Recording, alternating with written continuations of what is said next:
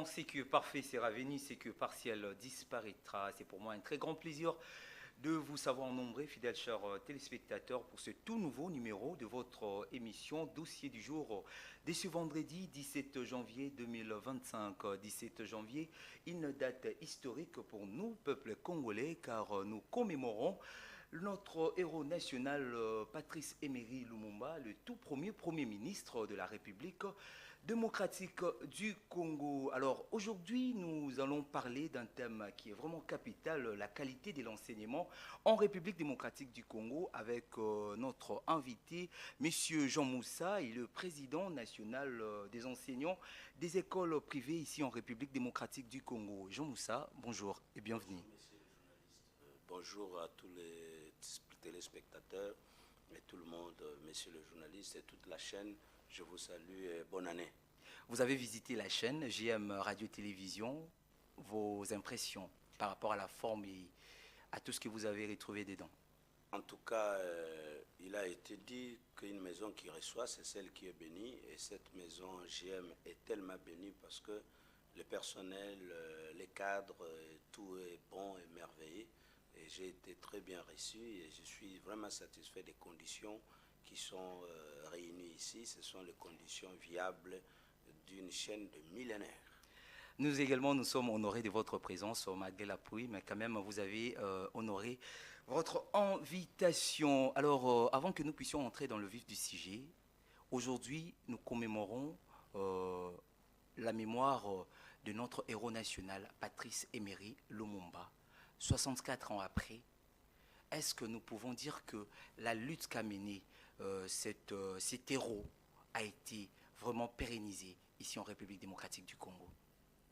Oui, monsieur le journaliste, c'est une question très très importante. Nous pouvons dire que oui, d'un côté, la lutte a été pérennisée parce que cette lutte a commencé pour pouvoir donner quand même l'exemple qu'aux Congolais, nous ne pouvons pas toujours accepter de dépendre de l'extérieur. Nous devons être libres dans tout ce que nous sommes en train de faire et c'est ça la lutte même de tout Congolais là où il est en train de vouloir ce qu'il pérennise cette lutte, mais d'un côté aussi ça n'a pas été parce que la majorité des Congolais continuent à être poltrons dans chaque coin, et alors que Lumumba était un symbole du courage, de ne plus avoir peur si vous avez le droit, parce que le droit est droit si vous le réclamez. Si vous ne réclamez pas votre droit, alors vous le perdez. C'est ça.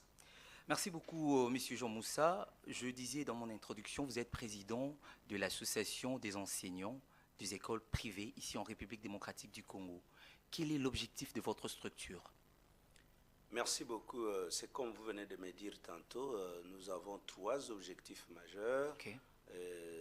D'abord, avant de répondre à cette question, je dirais que le système éducatif congolais a deux grandes branches. Nous avons l'aile publique et l'aile privée. C'est dans l'article 43 de notre Constitution qu'on a dit que l'enseignement en République démocratique du Congo a deux établissements. Nous avons les établissements publics et privés. Et depuis 1960, comme vous venez de l'évoquer ici, avec le courage qu'avait notre héros Lumumba que nous célébrons aujourd'hui, et je vous dis que l'enseignement évolue toujours dans ce sens-là. Alors quand il y a des écoles privées, il y a aussi des écoles publiques. Mais vous constaterez que sur terrain, il y a plus les écoles publiques et qui revendiquent les droits, qui posent le problème, et puis ils ont des solutions. Mais les privés, l'aile privée est émaillée de ce que je venais de dire tantôt, de la paire. La paire parce qu'il y a beaucoup de promoteurs et aussi certaines personnes qui ne savent pas leurs droits. Oui, c'est bien, être promoteur aujourd'hui, c'est écrit dans le Vadmekum que nous appelons la loi cadre. C'est la loi cadre qui, justement, régit l'enseignement. Mais vous constaterez que ce qui se passe dans l'enseignement privé, alors, n'est pas beaucoup de manière à encourager. Parce qu'on chasse les enseignants comme on veut, on engage n'importe qui, on ne respecte pas vraiment les conditions ou les instructions officielles. Voilà pourquoi nous avons été nés pour faire entendre notre voix, que les enseignants des écoles privées agréées ont un droit et ils poursuivent les objectifs tels que, premier objectif, c'est promouvoir et protéger les intérêts des enseignants des écoles privées agréées. Deuxième, c'est assurer le bien-être social. Donc l'enseignant doit aussi se retrouver dans des conditions requises. Ce n'est pas qu'il est en train d'enseigner et parfois il n'a pas mangé, il n'est pas bien payé, alors que le ventre crée n'a point d'oreille. Alors, autre objectif majeur, c'est lutter contre la discrimination. Pourquoi? Parce que nous constatons que dans le secteur de l'enseignement, il y a beaucoup de discrimination. Je vous donne l'exemple. Vous avez le MESP, aujourd'hui on parle de MESP, c'est le mutuel de santé des enseignants des écoles publiques. Mais les privés ne peuvent pas y aller, alors que nous avons le même programme national. Monsieur Jean Moussa, je serai obligé de vous interrompre un tout petit peu, Oui. parce que nous allons revenir prochainement en parlant de tout ce que vous avez évoqué tout à l'heure là. Mais vous avez une expérience énorme au niveau de l'enseignement. Alors, si aujourd'hui nous faisons un micro-baladeur, vous allez attendre que l'enseignement à l'époque, par exemple, à l'époque de notre fait président Mobutu, il y avait la qualité de l'enseignement a été autre par rapport à celle que nous sommes en train de vivre aujourd'hui. Alors, vous, étant qu'expert en la matière, comment jugez-vous la qualité actuelle de notre enseignement? Effectivement, la qualité n'est pas bonne. N'est pas bonne dans la mesure où, comme vous avez donné l'exemple, oui, dans l'ancien temps, un enfant qui pouvait terminer l'école primaire, et la majorité d'ailleurs sont appelés les D6, et ce sont eux qui ont enseigné, et qui enseignaient, et qui continuent à enseigner, qui ont occupé même des grands bureaux, des grandes directions de notre pays. Mais aujourd'hui, ce n'est pas le cas. C'est-à-dire qu'il y a une baisse de la qualité de l'enseignement. Alors, il y a une baisse, pourquoi? Parce que l'enseignant est oublié, alors que l'enseignant est au centre de toute l'activité. C'est pourquoi on parle de l'enseignant comme le premier inspecteur. Donc, c'est l'enseignant qui reçoit l'élève, c'est l'enseignant qui évalue, le premier évaluateur de l'enseignant, et c'est l'enseignant qui transforme ou qui forme l'enseignant. Quand vous parlez quand vous dites que non, l'enseignant est oublié, vous voulez faire quoi comme allusion? Bon, c'est-à-dire que les conditions de vie de l'enseignant aujourd'hui restent à être désirées. Messieurs les journalistes, vous êtes un citoyen congolais bien informé. Aujourd'hui, si vous allez dans une famille, par exemple, que vous dites « je veux me marier, je suis enseignant », personne ne doit vous accepter parce qu'on constate qu'il y a une vie de la médiocrité dans le chef de l'enseignement, de l'enseignant plutôt. Donc les enseignants aujourd'hui n'ont pas une vie de qualité. Pourquoi? Parce qu'ils ne sont pas bien payés. D'une manière générale, hein, vous constaterez, d'ailleurs aujourd'hui nous sommes le 17, aujourd'hui il y a de cela 2 jours, l'intersyndicat des enseignants des écoles publiques venait de lancer l'ultimatum au gouvernement, et demain, pour votre information, il y a une grande assemblée générale au niveau de l'UMT.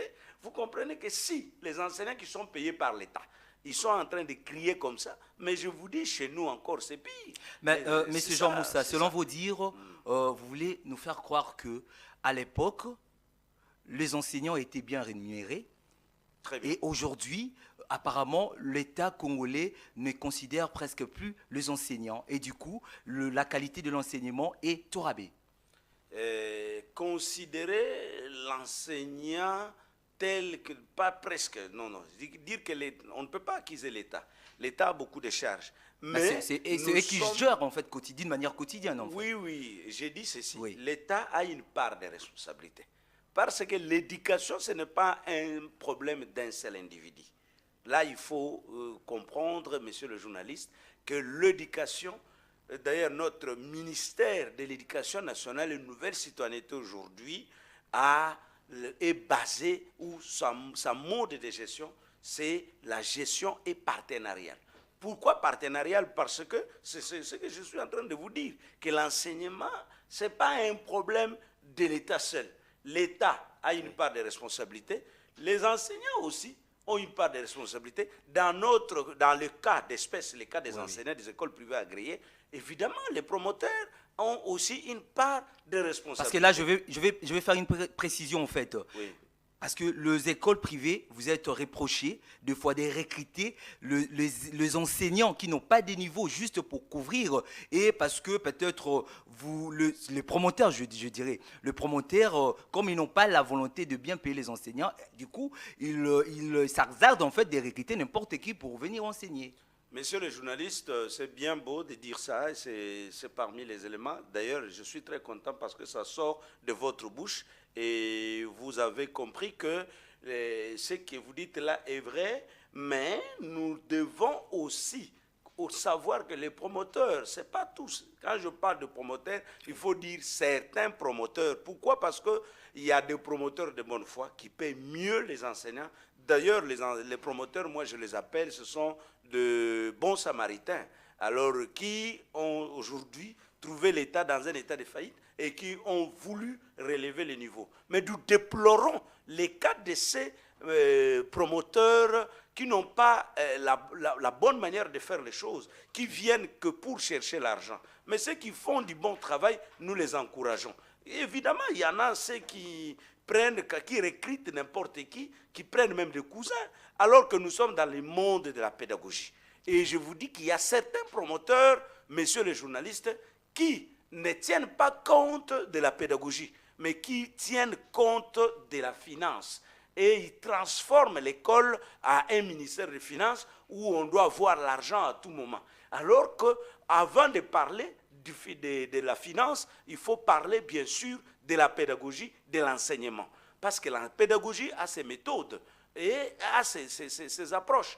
Alors, on ne peut pas directement venir chercher l'argent dans le secteur de l'enseignement. Là, on n'a pas compris. Pourquoi? Parce que l'école est définie comme un bien à l'utilité publique et nous disons que c'est parmi les œuvres sociales. Donc, Monsieur Jean Moussa, soyons réalistes, en fait. Soyons réalistes. Oui. En vous entendant dire, apparemment, vous avez déjà détecté toutes les failles qui font que la qualité de l'enseignement soit au rabais aujourd'hui. Alors, vous, au niveau de l'ANAPEC, qu'est-ce que vous avez déjà fait? Ou qu'est-ce que vous comptez faire pour relever ou soit pour défier cette situation? Merci beaucoup, messieurs les journalistes. Du fait, notre première action est la plus grande, du fait que nous existons pour dénoncer les mal qui se font au sein des écoles privées agréées, c'est déjà quelque chose que nous avons, c'est déjà un pas. Donc vous limitez seulement à la dénonciation? Non, mais là je viens pour vous dire que les trois grandes missions d'un syndicaliste ou d'un syndicaliste que nous sommes, parce que nous sommes là considérés comme des syndicats, et nous avons trois grandes missions. La première mission, c'est d'accompagner l'État. Deuxième mission, c'est de défendre. Vous comprenez? Nous défendons nos affiliés. Et troisième mission, c'est de dénoncer. Vous comprenez? Ce sont ces trois grandes missions qui font en sorte que nous puissions mener les actions sur terrain.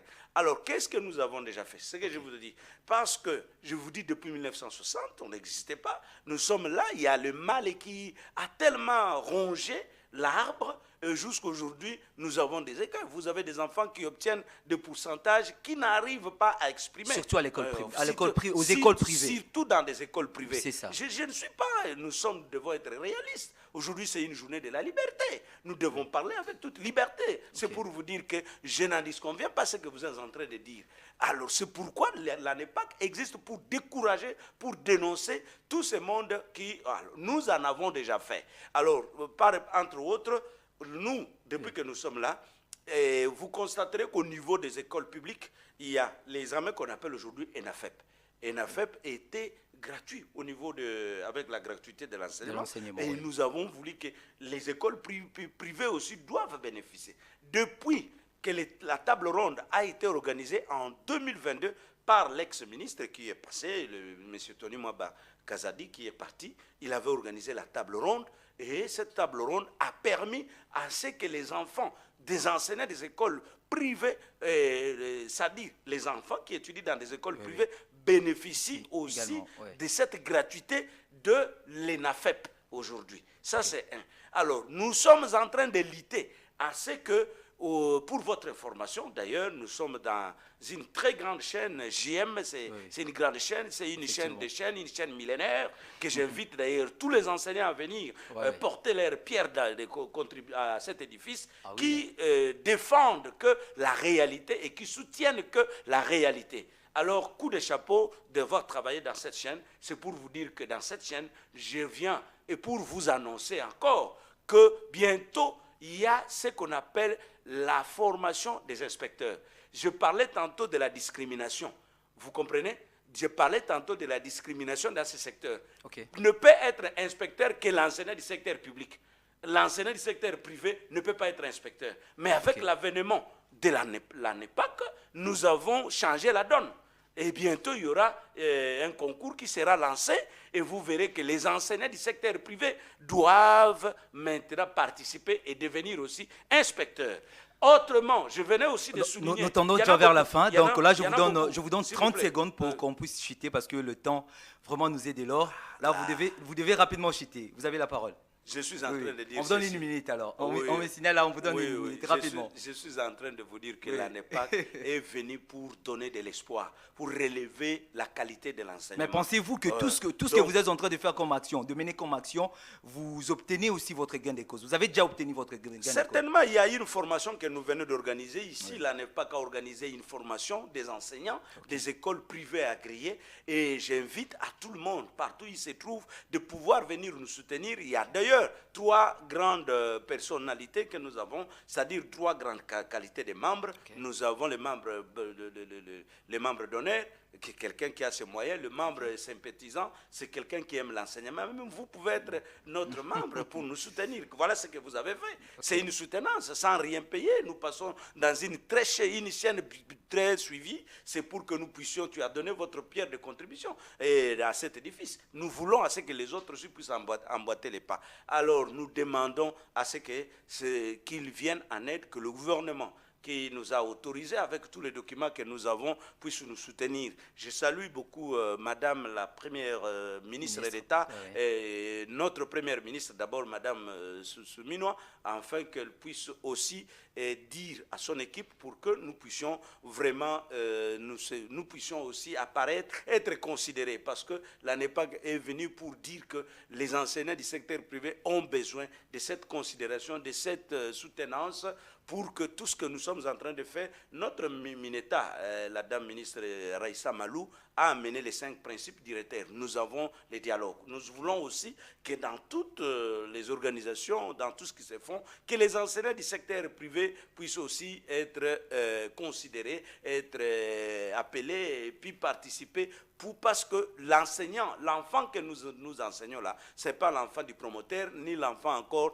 de l'enseignant, ni l'enfant des privés, mais c'est l'enfant congolais. Et qui, vous n'allez pas aussi me dire que tout le monde aujourd'hui qui travaille, qui sont dans l'armée, qui sont dans la médecine, qui dans le journalisme que vous faites, tout le monde a étudié dans les écoles publiques. Non. Donc l'école privée apporte quelque chose. Voilà pourquoi nous avons besoin d'un grand soutien de tout le monde pour que nous puissions valoriser notre système éducatif à travers la vision du gouvernement qui est la stratégie sectorielle de la formation et de l'éducation.